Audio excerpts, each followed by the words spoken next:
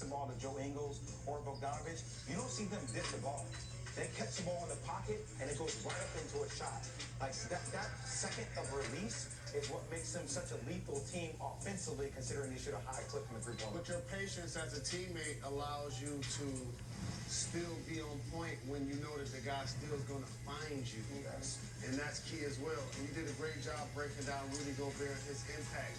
And another thing that makes his productivity look different, Jay, is because as a starting big, he's not shooting jumpers or threes. His calling card is defense. He can help out there on pick and rolls. He can contest at the rim. He can run the floor. He can block shots. So it looks a lot different, which made people question why he was worth the deal that he got.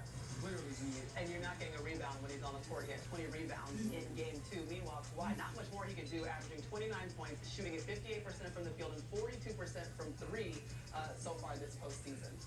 That's what I'm saying, and I know who Kawhi Leonard is. I don't know who everybody else on the Clippers team. I don't know who they are. I don't know who Paul George is. I don't know who Morris is. I don't know who Reggie Jackson is. Like, I think I know, but I haven't seen it consistently in these playoffs.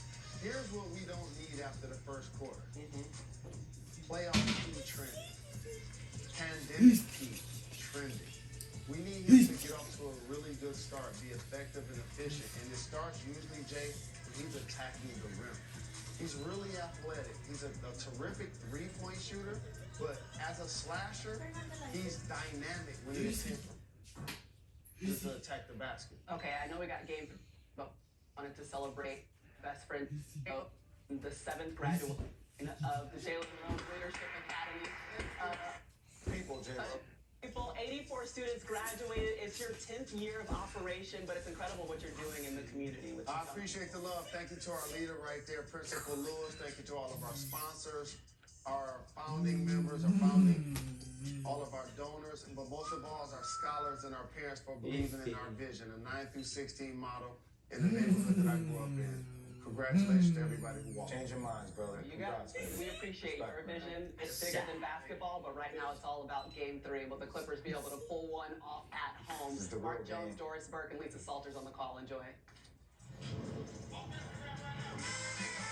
All right, the here, one of the signature landmarks here in Southern California on an irradiant day. But we come to you from downtown, the corner of South Figueroa and Court, where the Clippers, to a man, is not feeling any angst or anxiety despite the fact they're down 2 games to nothing again, this time against the Utah Jazz. That's because Donovan Mitchell has been on a big-time roll for the Utah Jazz, 24 years old and making history. Meanwhile, the 2-time final MVP, Kawhi Leonard, seems poised and ready for a breakout performance for the Clippers tonight. Let's take a look at the brackets in the Western Conference. Chris Paul with 27, Devin Booker with 28, Denver losing, Phoenix up 3 games to nothing in that series.